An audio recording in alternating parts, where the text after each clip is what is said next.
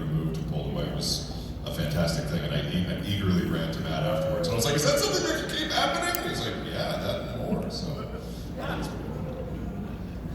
I actually can't comment just in case something way far in the future happens.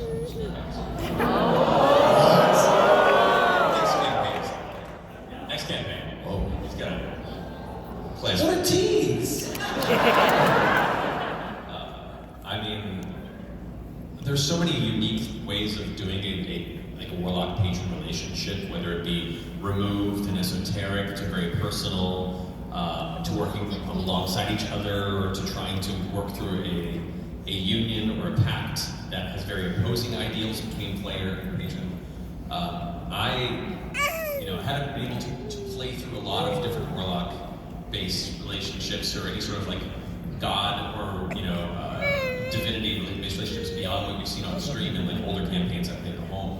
While it's not necessarily warlock in particular, the Traveler Jester dynamic is one of the more interesting relationships I've ever been able to explore when it comes to an individual and a bigger entity being so directly involved, and watching it develop over the course of the campaign, and of course recent reveals and kind of the direction it's going now.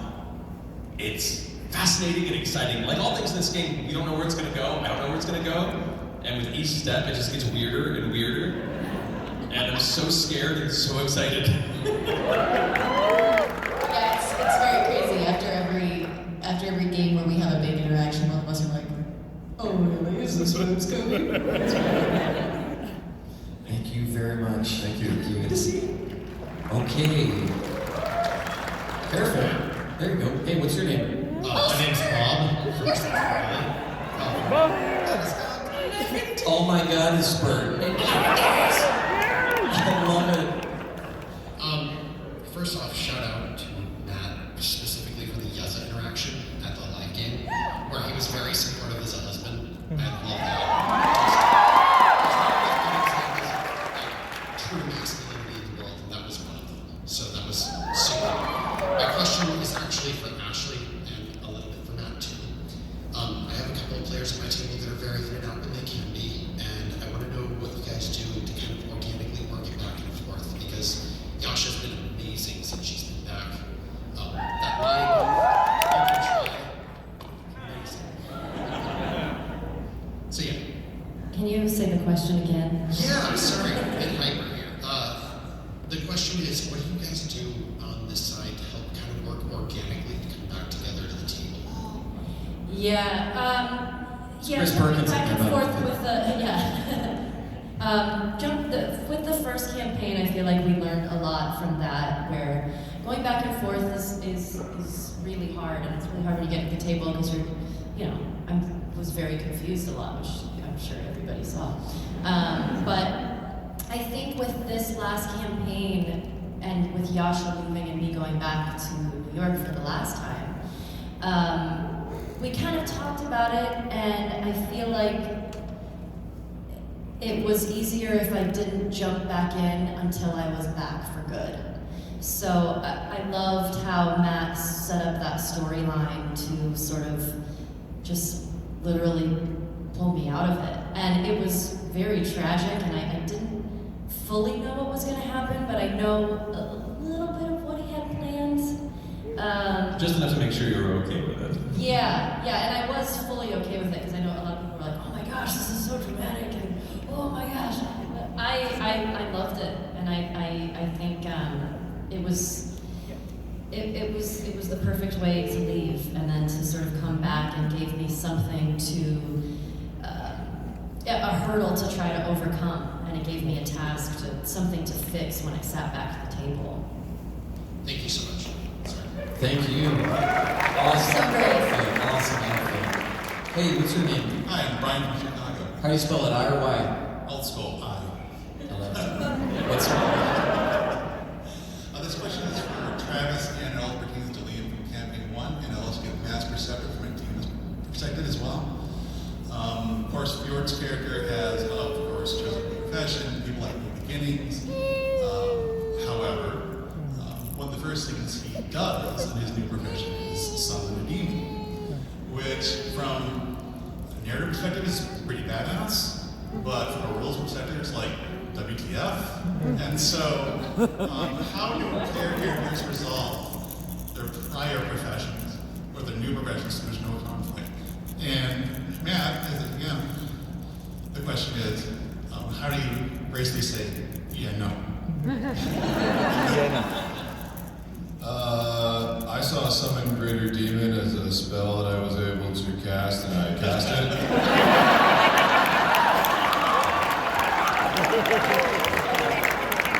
If you give me a button to push, I will push it. Yeah, I can rationalize it in all sorts of ways, that if all of those dreams were and fading back and coming forward and fading back, and I can call on one of those things with that sort of power, so I can make a story out of it anyway. But when you have a spell that's called Summon Greater Demon, I'm gonna use it. From a DM standpoint, specifically the Wild Mother standpoint, you know, it's a transition period. He's just come up from a very dark place. You have to be kind of understanding that some old habits die hard. And so, you know, the first couple demons are free. But if this becomes a recurring theme down the line, there may have to be some conversations about the... Oh, damn. Specification. I thought it was just something flowery demons in the world. I mean, they're not like flowers. I mean, we can work in that direction, maybe. We can find more creative ways to do that. I'm not going to deny the player their class capabilities, you know. It's just, you start finding unique narrative ways to make it an interesting addition to their story and a complication that they can overcome or find a way to work around. So we haven't come to it yet, because it's only happened a few times. But don't think I haven't been clocking it. I haven't been clocking it, but no, yeah. Thank you. Thank you. Right with an eye. Who's over here? What's your name? Cadence, also known as Mama. Yeah, good Mama. So my question is for Sam and Matt, actually. If not, would have given birth in her goblin form.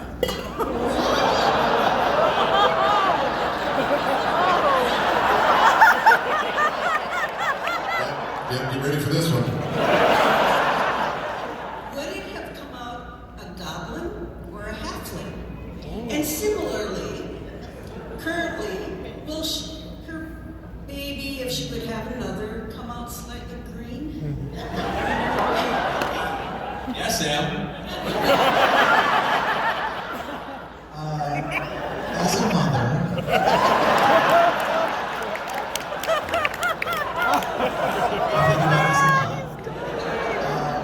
I believe, I don't really know how to play D&D, but I believe when she's in her goblin form, she is a goblin.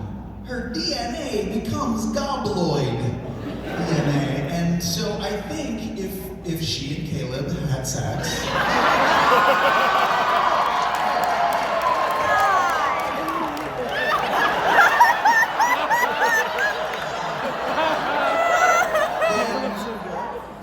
later, because that's the goblin gestational period, she would give birth to a half goblin, half stinky child, a horribly smelling half goblin child, I believe, with a beard. And now, if she had another baby with Caleb or with Lisa, I think it would.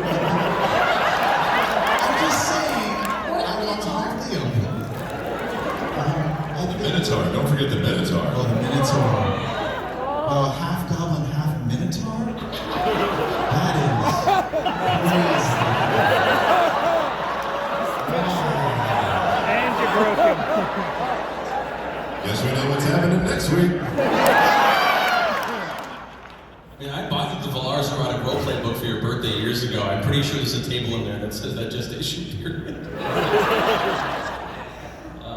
That's a great question. Yeah, what Sam said.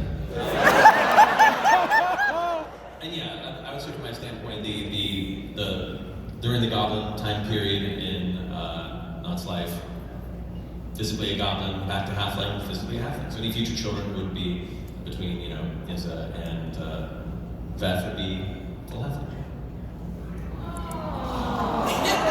Those disappointed eyes are like heartbroken eyes. Fantasy genetics.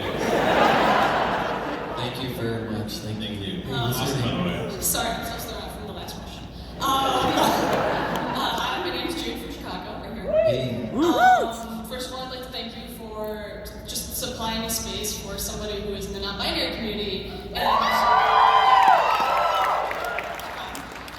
as somebody who recently came out to their parents as a theater major. Congratulations on that rite of passage. My dad, getting there.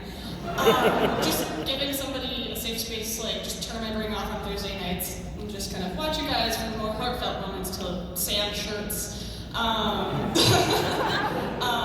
was just really amazing. As for my question, it's for Matt. As a fellow DM, I have my own personal favorite moments in each campaign for DMing. What has been yours so far in campaign 2? My favorite which one? Like a moment to DM. A moment to DM. Yeah. Oh man. What are Molly's last words? Why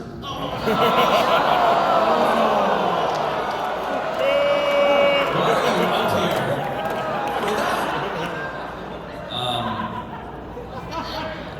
Yeah. Too soon?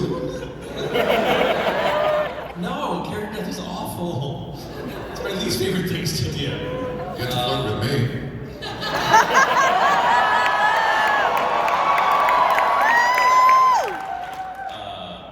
Unintentionally switching in a situation where I'm romancing a player is always a unique and fun experience. But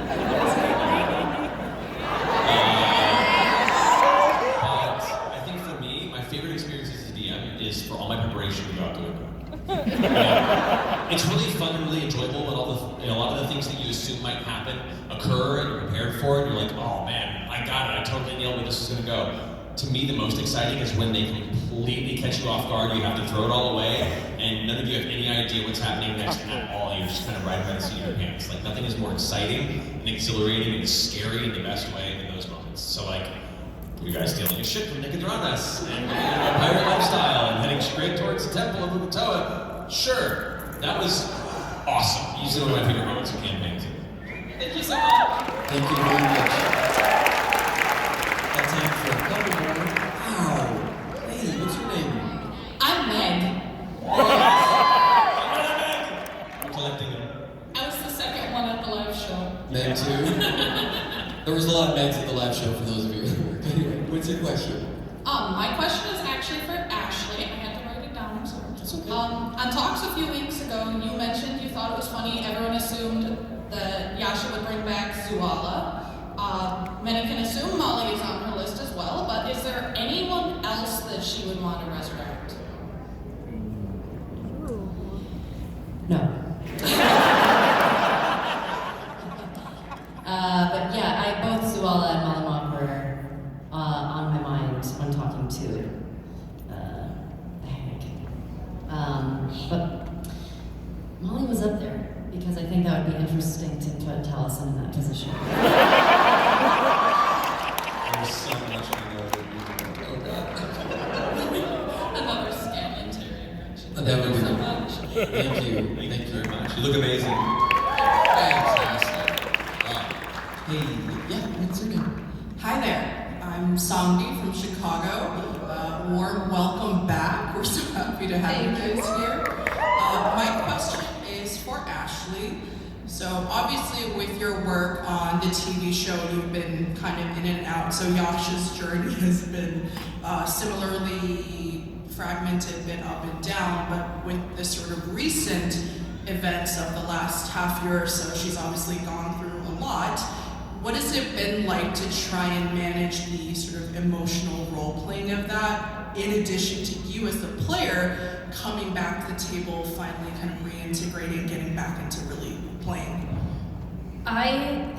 Outside of sort of having my Yasha's mind being controlled, I think I am in somewhat of a similar experience as Yasha, so I think it's helpful to sort of, get comfortable at the table again, sort of learning who these people are, not Matt and Laura and Travis, but the characters, and it's been amazing to be back, and I feel like it's the first time sort of sitting at the table where I know I'm not going to be yanked away.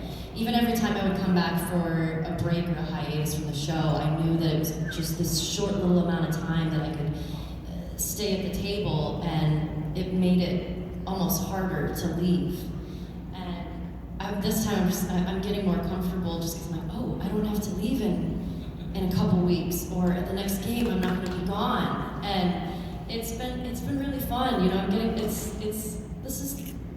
I love playing Dungeons and Dragons so much, and so I miss it like crazy. And so now that I just get to do it every week, I'm like, oh, this is what I was missing all the time. I love that as Yasha now you get to open up all these storylines that I feel like when you were getting pulled out, I felt like there was a reluctance to open up as Yasha or to start anything because you didn't know if you were going to be able to continue it. Yeah, it's hard to sort of pick at a thread because, you know, I knew I wasn't going to be at the next game. So now it's just all bets are off and see what happens. Okay, last question before we have to go rapid fire. What's your name? My name is Maggie. I'm from St. Louis. My question is for Taliesin and Ashley, and that is, if your characters from the Cinderbrush one-shot or in a D&D campaign, what race and class will they be? Ooh, that's a good question. Man, Tiefling Sorcerer is so basic. It would be Tiefling Sorcerer, but I would pretend that it wasn't that basic of a decision. It'd be really the edgiest Tiefling Sorcerer. God, I was gonna go with Sorcerer too, but God, as for We could be related. That's in character. yeah, but then we couldn't make out if we were related. No, I guess we could. I mean, it's That's weird. Thanks, George R. R. Martin. Yeah, our Warlock probably. Yeah. Nice. Yeah. Everyone should go watch Cinderbrush.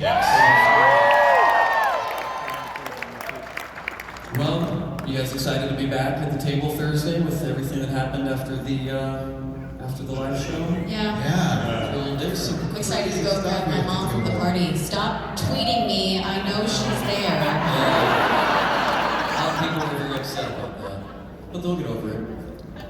Did he go to sleep? Yeah. There's like a 3-day serotonin crash from your site, by the way. You're gonna be really messed up.